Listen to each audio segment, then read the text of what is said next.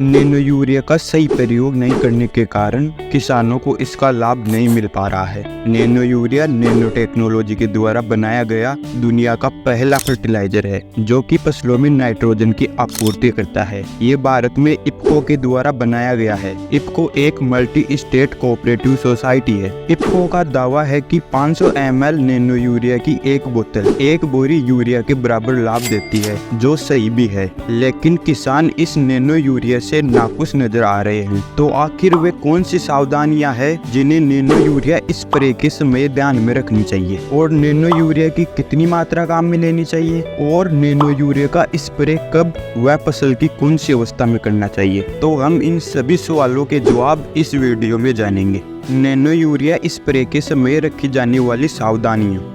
Spray का घोल तैयार करने से पहले नैनो यूरिया की बोतल को अच्छी तरह से हिलाकर घोल तैयार करना चाहिए। नैनो यूरिया के साथ अन्य दवा को मिलाकर स्प्रे करना उचित नहीं रहता। अगर रासायनिक प्रॉपर्टी अनुकूल नहीं है तो घोल खराब हो सकता है। इसलिए नैनो यूरिया का स्प्रे स्वतंत्र रूप से ही करें। नैनो यूरिया का स्प्रे सुबह या शाम के समय करना उचित रहता है, क्योंकि इस समय पौधों के स्टोमेटा ओपन रहते हैं, जिससे पौधे जल्द ही नाइट्रोजन को अवशोषित कर लेते हैं। पौधों में नैनो यूरिया का अवशोषण पत्तियों के द्वारा ही होता है।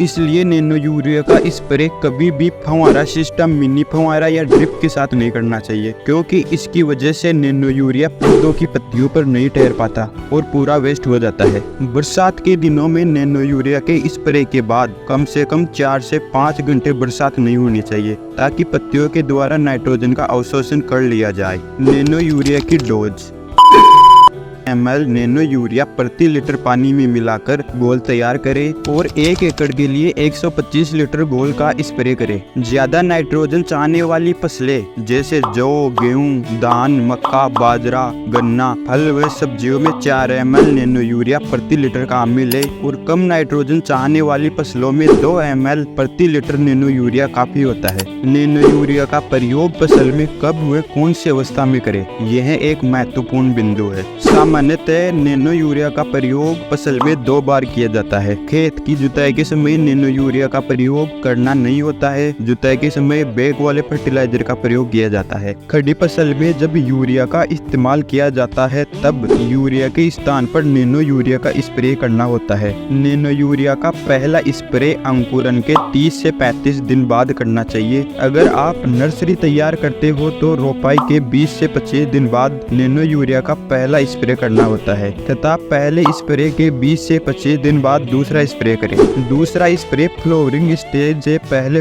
कर देना चाहिए, वरना नाइट्रोजन की वजह से फसल में फूल पत्तियां झड़ने की समस्या आ सकती है। और एक जरूरी बात, अगर आप वीडियो यहाँ तक देख रहे हैं तो लाइक व सब्सक्राइब जरूर करें और अपनी समस्या कमेंट बॉक्स में बताइए। जय हिंद।